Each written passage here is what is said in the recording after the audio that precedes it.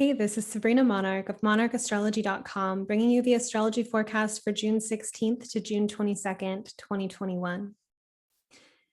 We have a few main things. It's the solstice, the summer solstice for those of us on the northern hemisphere, winter solstice for those on the southern hemisphere. Jupiter stations retrograde in Pisces, early Pisces, and will go back into Aquarius at the end of July and stay there for the rest of 2021. Mercury will also station direct in Gemini. It's been a pretty momentous time period with the recent eclipses and the Saturn-Uranus square, which exacted at the time of recording this on Monday, June 14th. It exacted yesterday. You can check out last week's forecast for more information about this very friction-filled, dynamic, breakthrough-oriented transit. Stationing planets, which we have two this week, Jupiter and Mercury, become louder and more present energies in our experience. And something that inspires me this week about Jupiter and Mercury both stationing is that from a traditional perspective, Jupiter rules Pisces. I also use modern rulership as an evolutionary astrologer, so I look at Neptune as the ruler of Pisces, but I go with both. And we have Mercury in its home sign, Jupiter in its home sign, and they're both stationing. And I feel like the Jupiter-Mercury dialectic is a lot about data and information and meaning making. And so consequently, or coincidentally, I wouldn't say coincidentally, but in the same, soup, I've been getting deeper into studying tarot because I want to understand tarot as a system similar to the way that I feel an understanding of astrology. And tarot is reminding me, that we can look at these symbols or these particular cards, right, for tarot, and that there's a whole experience or kind of meaning attached to them. Similarly with astrology transits or semantics, the way that we look at words. And so I think that there's an interesting moment with both of these planets stationing retrograde in signs that they are, said to be at home in, that there may be this emphasized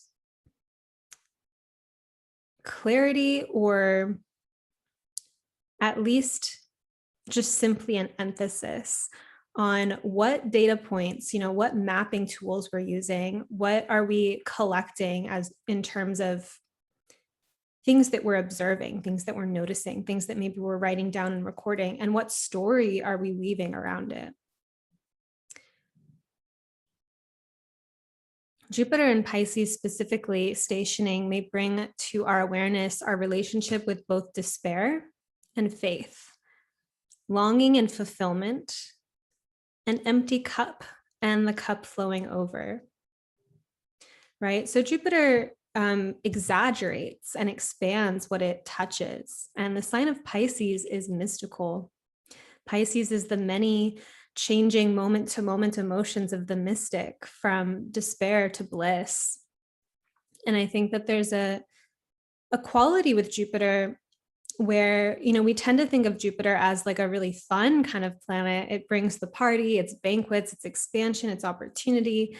And it's exaggerating something, it's dramatizing something. And if we're looking at Pisces, and Pisces as its whole kind of range of experience does include despair, it does include a sense of feeling disillusioned. It is being prone to fantasy and wanting life to be sparkly and magical.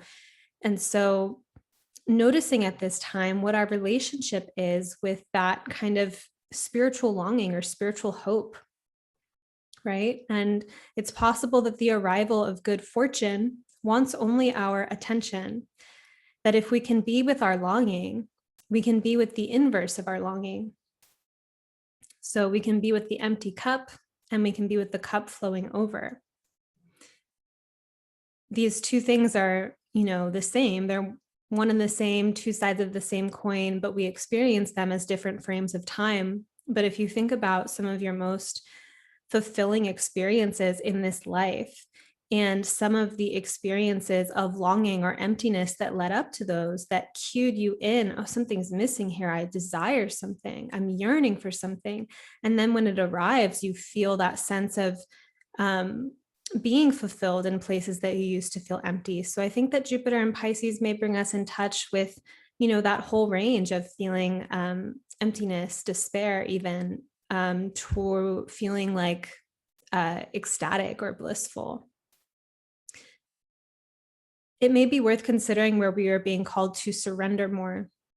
And surrender, could be surrendering control. It can be surrendering a sense of having to know or having to understand something that you don't yet. One that occurred to me just this week was surrendering the willpower involved in faith. Like, because I value faith, I have willpower around keeping the faith, and to surrender that and be in a state of, I don't have faith right now. I'm running out of faith. And to surrender that and allow myself to then be held by a broader matrix, held by the trees and the woods, held by the universe, held by the angels. I didn't have to work so hard to hold or keep the faith. And I see that as surrender as well, like opening up to greater support and benevolence in the universe. The key, of course, being that we do have to ask. So I would also consider this week your relationship with prayer. Some people really bristle at the word prayer because there's some negative, religious connotations to that. But there's so many different kinds of prayer. And if you simply think about it as opening up a dialogue with the universe, how profound is it to talk to the universe and hear the universe talk back to you, right? Or to notice your prayers being answered. And I think that that's a conversation that we continue, to have throughout our lives.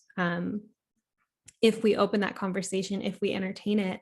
And you may notice that some ways of praying or some ways of being in conversation with the universe seem more fruitful or efficacious than others. And that's this personal journey of learning your relationship with the universe. And I think that Jupiter stationing here might have us thinking more or noticing more what our relationship is with that bigger picture context.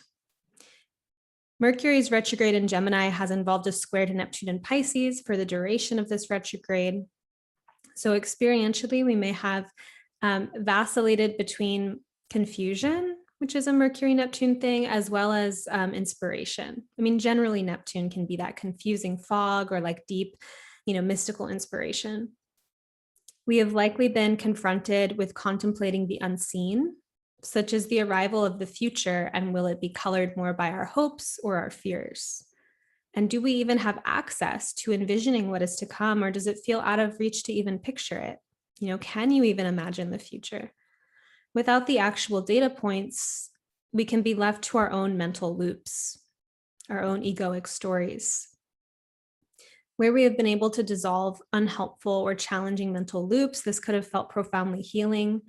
At the moment, there may still be an impulse to articulate through the fog or from the fog to give voice to our impressions and the mysterious workings of our inner worlds. I think there's a really interesting dynamic that sometimes people get locked into feeling like they can't speak or they can't articulate something until they know or until they feel clear. And sometimes the process of learning and journeying is actually about articulating exactly where we're at. So this is a dynamic I feel like when we disclose how we are feeling or what's going through our minds in relationship or in community, then the community can bear witness to that and adjust and respond. And sometimes it helps move the story forward and breaks up stagnancy, as opposed to if we're waiting until we feel like something is complete. Because with Mercury and with the mutable energies, things are always changing. Like, you never step into the same river twice. Reality is flexible. And so if we keep waiting for the arrival doesn't come. It's about wording through what's happening. So at some practical level, thinking about if you are in some kind of state of fog, to sit down with your thoughts and articulate it and see if simply engaging it as it is real right now and being with the reality of feeling confused or feeling in a fog, that you might wander your way out of that fog through engaging it. So before I get into our week in some more detail, I have a few announcements for you. One is that you can find me on Instagram at Sabrina Monarch, and you can also follow me or sign up for my mailing list, which is a great way to stay in touch, hear when my bookings open up for readings, get the weekly forecast delivered to your inbox every week.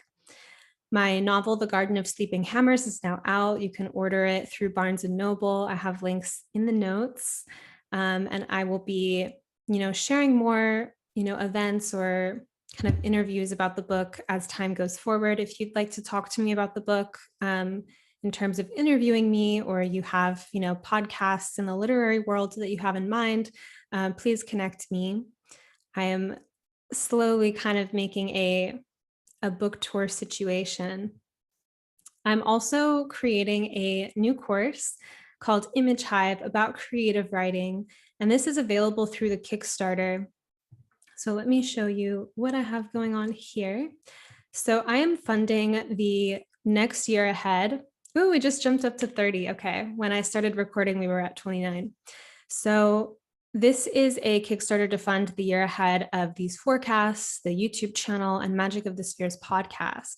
So if you're listening to this and you've been listening to me, I would really encourage you to show your support and to help, this free content. Consider me and this, these broadcasts like public radio.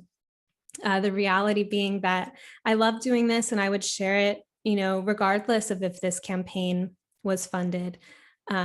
Because this is like an extension of my being and this is what I love to do. And at the same time, I would really love support for the amount of time and labor and love that goes into these broadcasts and the podcasts every week. It's hours of work in addition to teaching and designing curriculum and working with people one-on-one. And I have tons of awesome rewards for backers that are they're stacked. So at every, tier, there's rewards kind of integrated from the previous one. So everyone who pledges will get an Astrology of 2022 overview video. I have an introduction to visualization magic video.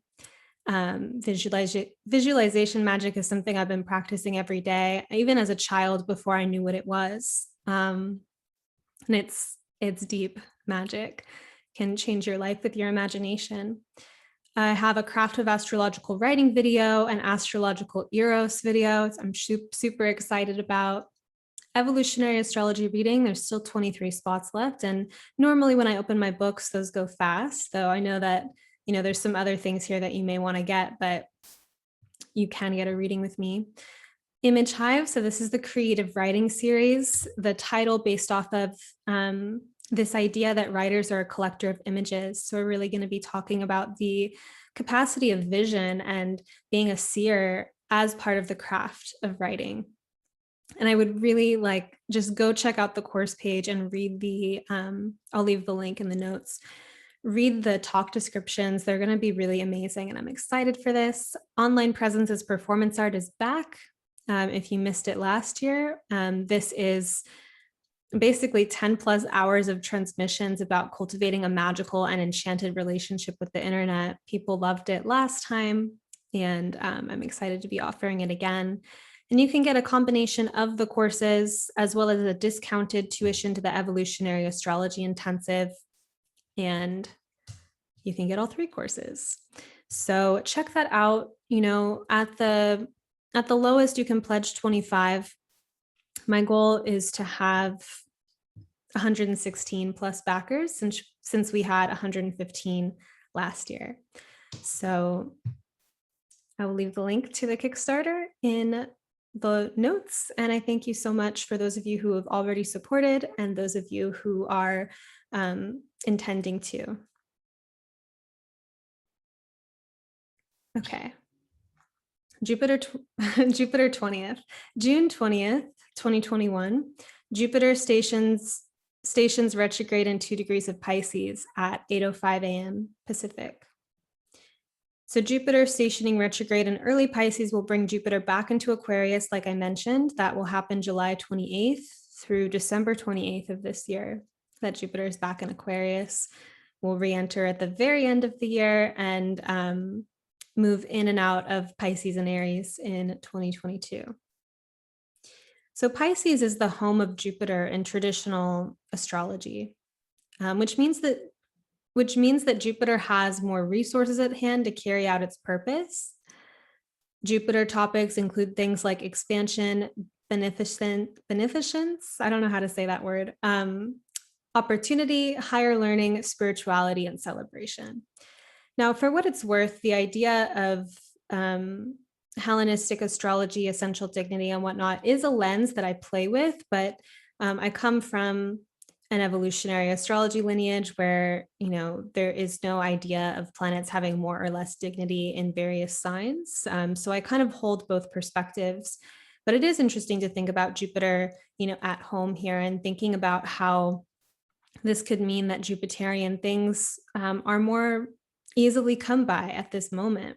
So like I was saying earlier, in terms of Jupiter relating to spirituality and developing a worldview or a sense of a bigger picture of reality, not all people who engage Jupiter are spiritual. Sometimes they are philosophical or political. There's a sense of organizing reality around bigger topics or bigger themes. So this could be a time, to really feel into where are you wanting to grow and expand and see the bigger picture, whether that is your worldview in a social sense or your worldview in a cosmic sense. Jupiter and Pisces both have a way of seeing beyond the current forms or circumstances. So this is a visionary quality when we see beyond what already is and see what could be. On the one hand, when we're visionaries, we're not bound to simply responding to reality as it is. We can see and shape possibility. It's a very creative, position to be in. However, this can also relate to an attitude of overlooking.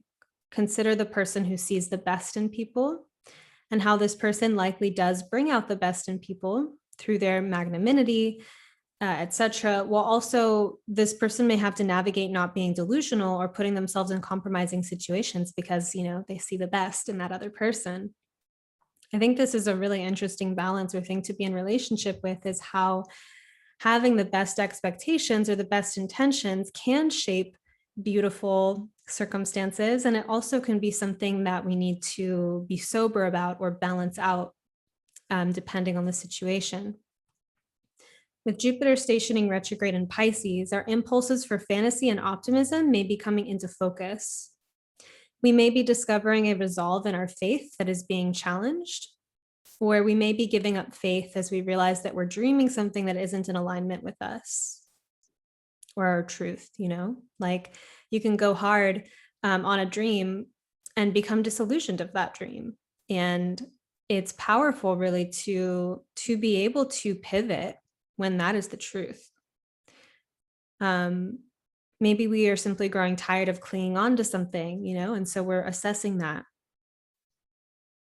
Pisces represents surrender and oneness, and potentially part of faith is feeling lifted up by reality, like we are not the only ones carrying the weight.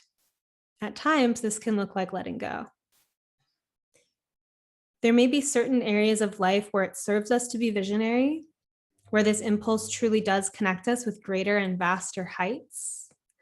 Other areas of life may call for more grounded realism if our visionary qualities are disconnecting us from sober acknowledgments that need to be made. Disillusionment, so the loss of an illusion, fantasy, or idyllic expectation. I thought it was going to be this thing and it's not.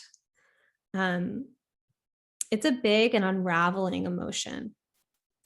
It can often feel exaggerated in of itself, but Jupiter and Pisces here as well. Just as the illusion itself was an exaggeration.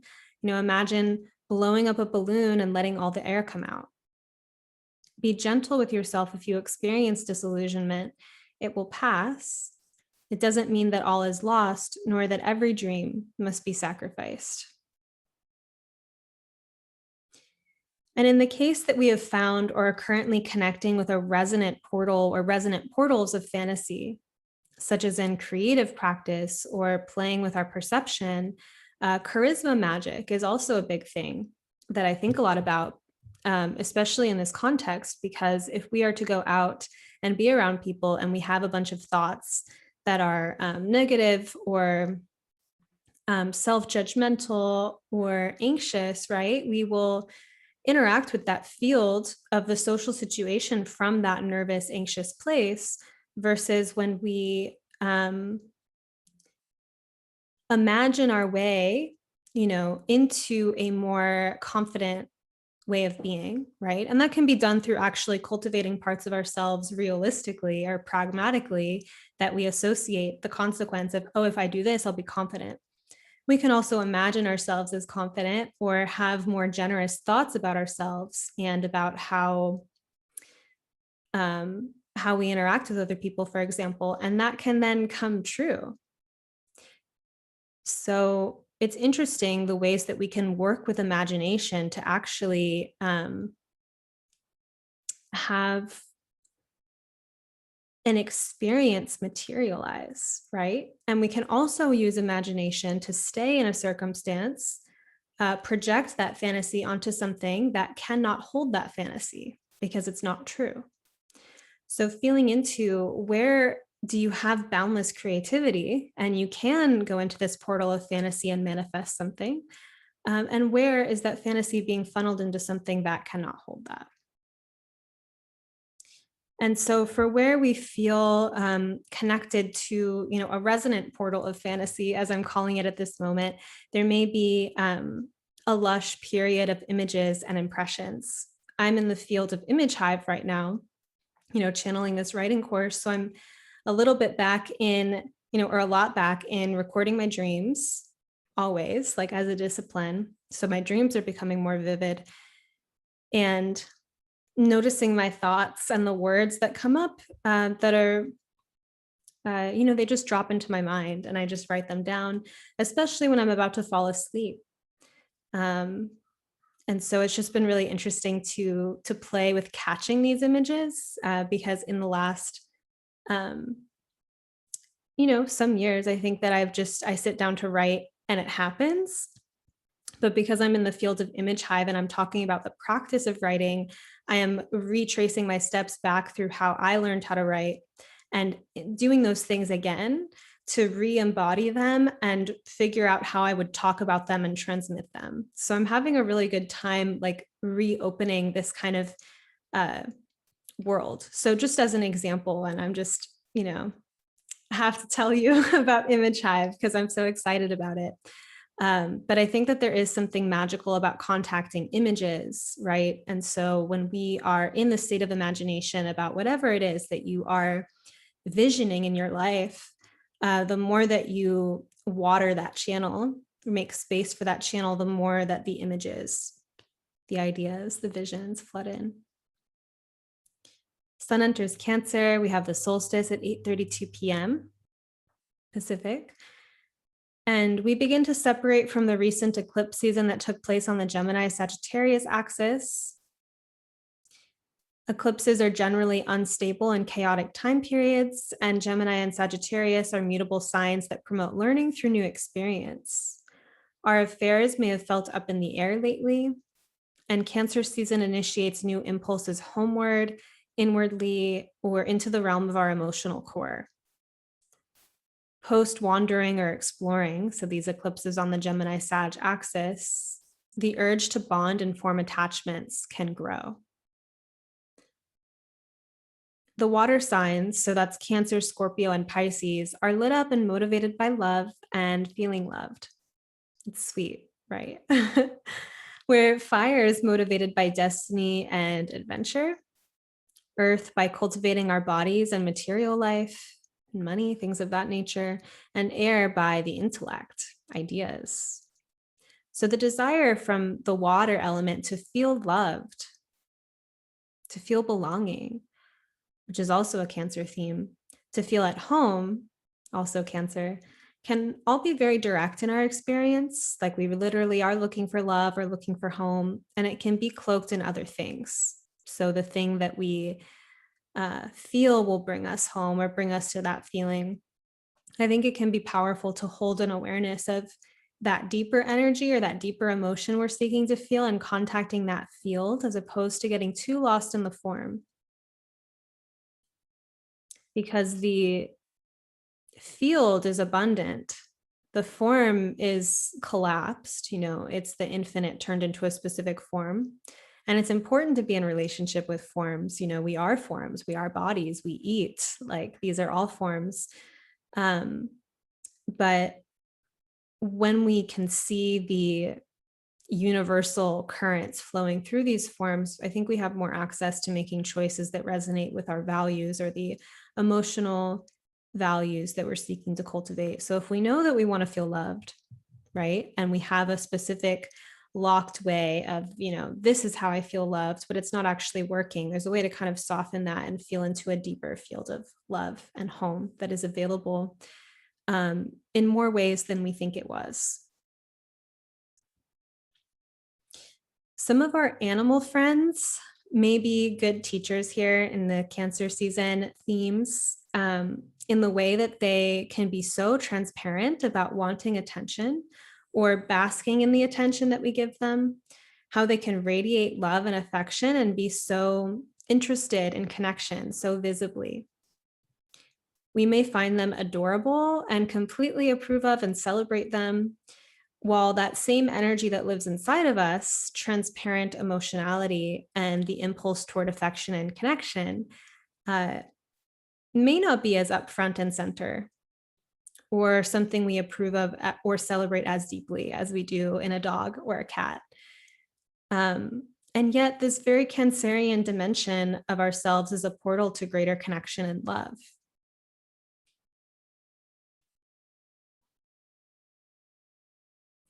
Cancer represents moment-to-moment emotional impulses, as well as how we inhabit the space of the bigger circumstances of our lives. So things like how we feel in our home, our environment, our relationships. Staying in touch with caring for ourselves and our lives creates love. The opposite is neglect. Neglect is always a symbol that something is needing care. This season, see if you can practice attuning yourself to the language of care.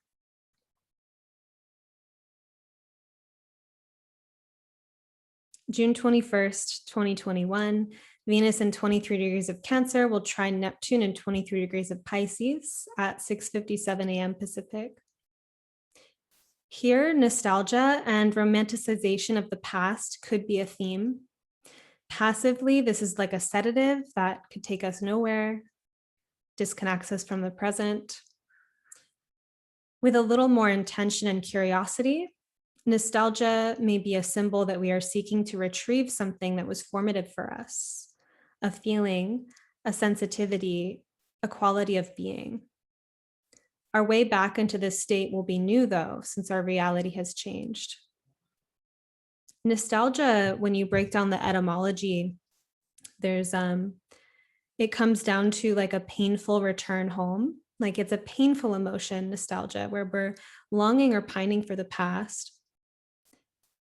And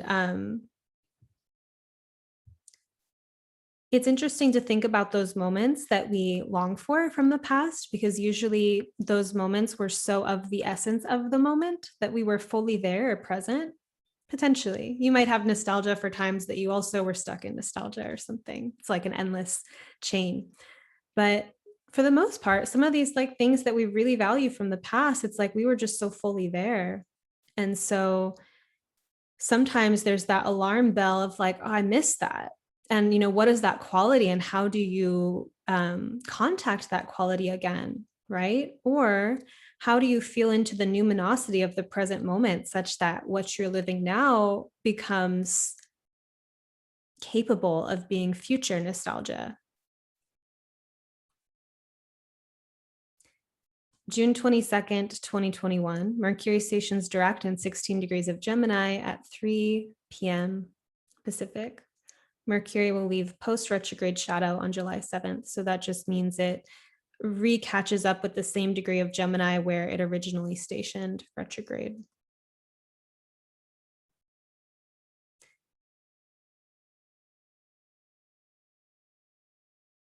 consider where Mercury retrograde fell in your natal chart by house, if you know. This would have been an area of life experiencing quite a lot of change with the recent eclipses and rethinking with the retrograde here, and perhaps a flurry of ideas going in a variety of different directions. The quality of this retrograde did perhaps produce diffuse thinking, so not focus or not clarity, as well as a degree of randomness in our experience that could have awoken something. So a degree of randomness in our experience that could have awoken us to something.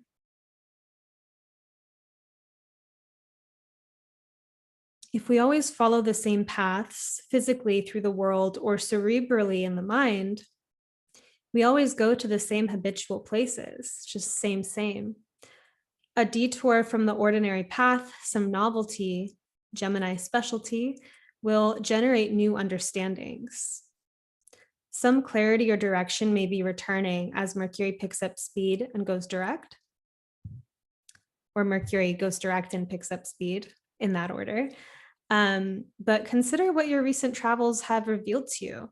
You know, if you experienced any detours or had some experiences come up that were strikingly new or kind of off your beaten path, and how that resonated or landed in you and kind of activated neural pathways or places in your heart that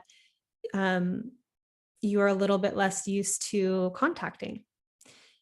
That's one of the promises of Gemini. And I think too, this particular, Gemini heavy time period, Sun in Gemini, Mercury retrograde in Gemini, eclipse, new moon in Gemini, I was really brought to reflect on how Gemini is the quality of wandering and having experiences in a different way than Sagittarius, because Sagittarius has a bigger picture concept of what the truth is and organizes reality accordingly. So it can be our belief system or cosmology. And Gemini, there's a sense of going out on a walk and seeing what happens, or being really interested in the current films and books that are coming out and being like fluent in what the current like cultural motifs are or something. Like there's that sense of really not necessarily having to look for the bigger picture meaning of all of life, but just enjoying the shop down the street or the book that you just picked up and having an experience with it. And I think this season has shown me how generative and meaningful that can be, especially if you do lean more toward the Sagittarian side, in terms of you have really strong opinions or strong perspectives on what reality is or and whatnot. Then sometimes just having new experiences and shaking it up a little bit is life affirming and kind of brings some circulation and joyfulness or delight back into our experience. And of course, if you are on the opposite side of that and you tend to feel more diffuse or scattered, or you don't know where you're going, you don't know what the bigger picture of your life is or what's your purpose and all of that, then maybe some more of that Sagittarian, what do you believe in, what are your higher principles, can be of service to creating a more organized sense of being in terms of directionality. So I hope that you enjoyed this forecast, and I'm sending you all so much love. Please check out the Kickstarter, and I'm also leaving the links to the Image Hive course and Online Presences Performance Art, which you can read more about on those course pages, and choose from any variety of the Kickstarter offerings to support a year ahead of these transmissions. Thank you for listening, and I hope that you have a beautiful week.